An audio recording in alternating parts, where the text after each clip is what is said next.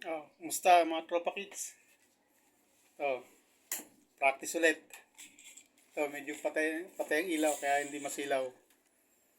Ano lang yan, reflect lang yan ng bintana. Ngayon, kasi may nakalimutan ako kahapon. Ito para to kay, siguro naman hindi siya magagalit sa akin kapag binanggit ko pangalan niya kasi alias lang naman eh. Si Ma'am AJ. Yan kasi, si Ma'am AJ ang pinagsimulan dito. Kasi siya yung nagbigay sa akin ng pamasahe. Kanor, take note ha. Bigay ha. Ah, siya yung kasama ko sa comment section noon. Doon sa isang nagla-live na kasama namin na ayoko nang banggitin. Baka mamaya pasukin nyo yung live nun pagka may conversation kami doon na baka malagyan nyo rin ng CCTV. Kunyang, kaya hindi mo kayang pasukin yung kunyang. Exclusive sa amin yun. Doon kami nagchichikahan ng mga namin. Hindi ka pwede maglagay ng CCTV doon. Ayoko rin i-announce kasi baka ayaw ni ma'am. Ngayon, ito si Ma'am AJ, salamat sa tiwala. At nabigyan natin ng kalinawan yung sinasabi ng leader nila na ngayon, tinapon sa sa liblib na lugar. Tapunan ng mga mamamatay tao o kung ano man yan. O din nataranta sila no. Ngayon, ito na resulta. Kasi kung hindi natin kung hindi natin ginawa 'yon, patuloy na mamamayagpag yung mga yan. Hindi tayo tatantanan yan. Si Kanur pa. Eh, nagpapalakas sa kalingap yan. Malakas na naman siya. Nagpapalakas pa. Oh. Kanor? Nasaan ka na? Hindi kita tatantanan. Di ba tulad ng sinabi ko sa'yo? Una, hindi kita tatantanan. Hanggat hindi ka humingi ng dispensa sa akin. Anak ka ng tatay mo, hindi kita tatantanan. Nahimik ako. Nag-usap-usap lang kami nitong si Ma'am AJ tungkol sa pagpunta sa Talisay. At ang alam nga namin, Dait. Yung pala, nasa Talisay lang pala. Hindi na pala makakarating Dait. Totoo yun na nakarating ako ng Dait. Kasi nandun yung istasyon ng bus. Kaya natural makakadating ako doon. Kaya mababanggit ko talaga yung Dait. Nakarating din ako ng Dait. Pero sadya ako talaga Talisay. Nung una, hindi ko maalam ng Talisay. Akala ko Talisay, sakop ng Dait. Yung pala, hiwalay ng munisipyo. Kanor? Nadali kayo, no? O ngayon, galit na galit kayo sa akin. Saan ba nagsimula to? Di ba sa'yo? Kaya hanggat hindi ka humingi ng dispensa sa akin, sa ginawa mo sa akin, hindi kita tatantanan. Kahit na hindi ka sumasagot, titirahin pa rin kita dito. Anak ka ng tatay mo? Nananahimik ako dito. Nasa comment section lang kami nag-usap-usap. Tapos sasabihin mo kung utusan? Tauhan? Kala mo hindi na sapul yung pagkalalaki ko noon? Yung pagkatao ko, siniraan mo, pati pangalan ko, dudumian mo. Hindi ka ba naman isang hangal? Hindi mo nga ako kilala eh. O kita mo, nabulaga ka. O ngayon, nalaman mong Bicolano pala ako. O ikaw, Bicol ka? Bicolano ka? Hunghang. Kitid ng utak mo. Hindi mo naman kilala yung tao. Aakusahan mo ng ganon. Kanina nagsimula. Sinabihan mo akong utusan, tauhan, bayaran. Ngayon, pagsabihan kita ng jeng-jeng, galunggong, galit na galit ka. Brinodcast mo sa buong mundo na bayaran ako. Tapos ngayon, nung mapagsabihan kita, siyempre, pagka tao sabihin mong ganun, wala namang ginagawang masama. Hindi ko naman kayo inaano. Bakit? Ano ba kinalaman nyo doon sa pagpunta ko sa Talisay? Hindi naman kayong tinatarget ko doon. Hindi ko naman pakay na siraan kayo. Ang talagang pinag-uusapan lang namin doon alamin kung anong sitwasyon sa bahay ni Reyna. Dahil natataranta na yung naggugulo na kayong grupo namin. Akalain mong isang respetadong tao yung nagsabi na itinapon sa bundok, magubat, tapunan ng patay. Idol namin din yan eh. Tapos nakumbinsin nyo. Kunyang, ikaw, kung tutusin, ikaw may kagagawa nito, ikaw ang pinagsimulan. Dahil kung hindi ka nagsumbong-sumbong doon, kung hindi ka nagsipsip doon, kung hindi ka nagpapalakas doon na nagpapansin ka ng gusto para maging striker ka, striker ka na ngayon, nakuha mo yung pakay mo. Pero ang dami mong sinira. Ngayon, itong pangalan ni Kanor, sikat na si Mang Kanor ngayon. Mga kapitbahay ko nga dito. Mamaya na yun. Pamaligaw tayo. Nakumbinsi mo si Nung una, kala namin, hindi mo nakumbinsi eh. Paano bang pagkumbinsi ginawa mo? Magkano? Magkano? Anong klaseng pakiusap anong klaseng usapan ang nagawa nyo? At nakumbinsi mo na na hindi ako nagpapakyut ha. Binasa ko lang ng baka sabihin mo naman ko niya, papakyut ako sa'yo. Kahit hindi kita papatulang ko niya, hindi ako magkagusto sa'yo. Parang baho ng gilagid mo. Kikita ko yan, yung ngalang-alam mo kapag ka nagsasalta ka. Kunyang, galit na galit ka sa akin, no?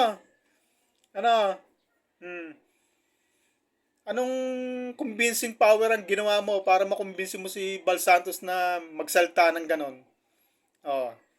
Ngayon, nataranta kami. Dahil nabaha yung sirena sa liblib na lugar. Ngayon, pinuntahan ko. Yun lang naman pakay ko dun eh. Kaso ako tinira nyo eh. Hindi naman ako kalaban nyo. Ang kalaban nyo yung 3 Maria. Bakit nyo ako dinamay? Ngayon, eto na tayo. Sige, damay nyo na ako.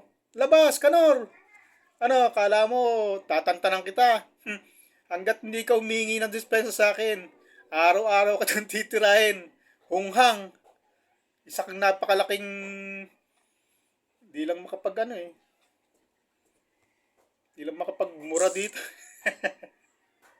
Anong katarantado ang ginawa mo, Kanor? Ha? Kunyang. Kumupkup kayo ng ahas. Ano nangyari sa'yo? Ano nangyari sa inyo? Yan ang aanuin nyo ngayon. Yan ang sasagutin nyo ngayon sa mga kasama nyo. Bakit may Federico Santos na umuupak sa inyo ngayon? Sasabihin ng leader nyo. Palagi ko ito, duda ko lang ha. Hindi ko sinasabing kasi nga wala akong alam dun sa diet kasi hindi ko naman pinasya lang kayo dyan. Ang nalalaman ko lang ayon sa mga pinagsasabi nyo. Pero ang duda ko, Kanor, pinagbabawalan ka eh, no? Hirap ng may amo, no? Ako, walang amo. Sa trabaho, kahit saan man, wala akong amo. Entrepreneur.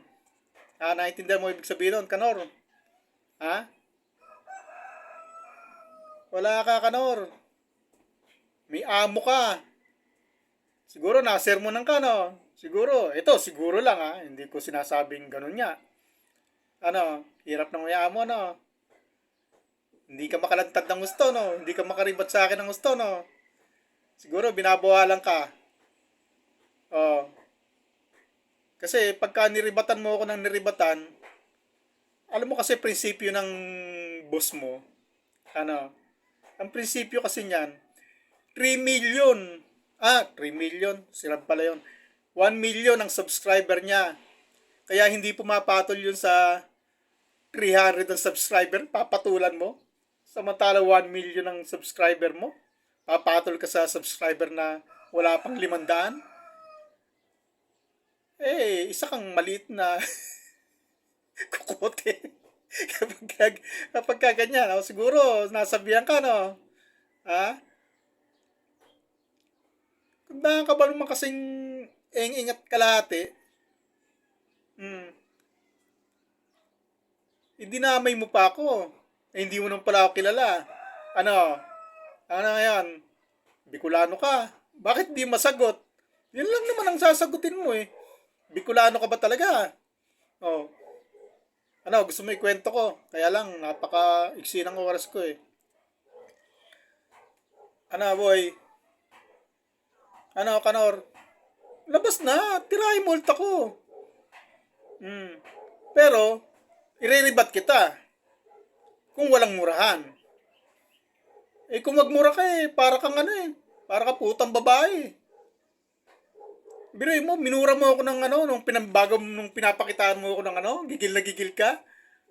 Yan nga sinasabi na kapag ka ang tao napipikon, galit na galit, yung emosyon ay napakataas, ang utak niyan, lumiliit, Kanor. Sinlit ng utak ng galunggong. Ayan. Kaya tuloy kung ano pagsasabi mo. Pati yung bahay mo tuloy. Na i-broadcast mo. Kundi ka ba naman isang eng-eng at kalahati. Ako sa mga may utang ha, hindi ko kayo pinapatamaan dito kasi ako may utang din eh. Misis ko may utang din. Hindi natin kasi may iwasan yun yung mga utang eh. Ang kaso, itong salita ko na to, ano lang to kay Kanor? Para sa kanya lang to kasi para sa amin lang naman dalawa to eh. Na Kanor, kung magyayabang ka rin lang kasi hindi ko papakialaman yung utang mo eh kung may utang ka man eh. Ang pinupunto ko rito eh, bakit kailangan pang ipagyabang? Oh, ganun-ganun ka sa bintana mo. Ayan, bintana ko, sliding door oh. European influence, Canadian style. May mga ganun-ganun ka pa eh. Ewan ko kung eksakto yung sinabi ko. Kasi, hindi naman ako interesado sa kayabangan mo eh. Ano, pinagyayabang mo kasi. Kaya nabanggit ko yung... Kaya ako nabanggit na si Boy utang ka. Kasi kung may utang ka, magbayad ka na lang. Hindi yung napakayabang mo eh. Pakita-kitan pa. Gandang-ganda ka. Hindi naman pala sa'yo. Bigay lang. O, dun sa bahay mo, na pinakitaan mo akong deed of sale, hindi naman natin kino-question yan eh. Ang kino-question ko lang naman eh, na ano lang ako dun dahil sa ano eh, sinasalaksak mga pilit yung bahay mo eh. Ang kino-question ko lang naman dun, yung bintana mo, na bakit ipinagyayabang mo, hindi mo namang gastos. O ngayon, nadali ka. Ano, boy utang. Utang pa more. Ano ha? O, Ma'am MJ. Ah, MJ? Oh, MJ, ikaw na rin kasi ano kay alias lang din pala yun. Nadulas tuloy ko. Okay lang ba, Ma'am MJ? Ma'am MJ? Yung tanong ko sa'yo, hindi mo sinasagot eh. Hindi ka ba talaga nahirapan nung kinder ka? Ang haba ng pangalan mo, kaya gina-senior cut ko, ginawa ko lang MJ eh. Ah. Ito, para kay Ma'am AJ. Ito na yung resulta ng ginawa natin. Kung gusto mong patunayan talaga na tayo lang talagang tatlong may komunikasyon nun, ayaw kong banggitin yung isa kasi wala pa akong permiso dun eh.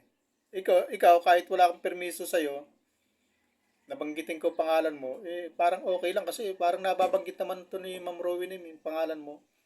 Na alias lang naman, alias lang yan eh, kaya okay lang. Kasi AJ, maraming AJ eh. Ayan ma'am, ito na resulta. Napasok na ako rin. Salamat sa iyo. Nandirito na ako. Baka sakaling magkaroon ako ng income dito, eh, makakatulong na rin sa akin. Ano, Kanor? Paano yan? Mamaalam na naman ako sa'yo. Oh, 14 minutes na. Pasok! Hindi kita tatantanan. Kahit may nagpapayo sa'yo na huwag akong sagutin, hindi pa rin kita tatantanan. Kala mo, humingi ka muna ng dispensa sa akin. Sa ginawa mo, kagagawan mo. Hunghang. Bye-bye.